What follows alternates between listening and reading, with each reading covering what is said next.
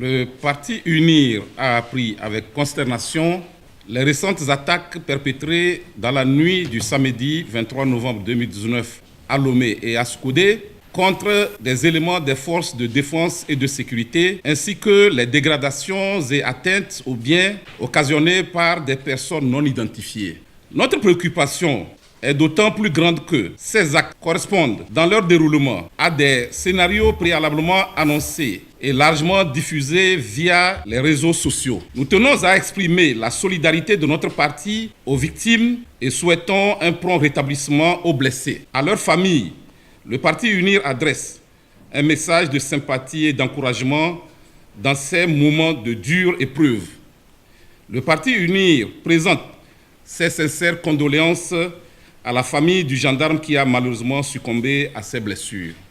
À leurs frères d'armes, le parti lance un appel à la retenue et au maintien en toutes circonstances d'un comportement professionnel et exemplaire.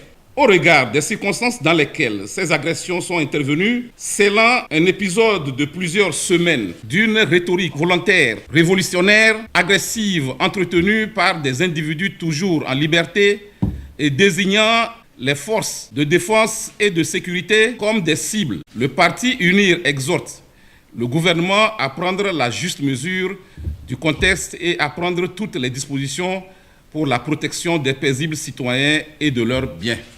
Dans son adresse à la nation, le 26 avril 2019, le chef de l'État a très justement déclaré, je cite, « L'endoctrinement constitue un écueil pernicieux qui compromet toute vision de développement et détruit tout projet de société. » Fin de citation.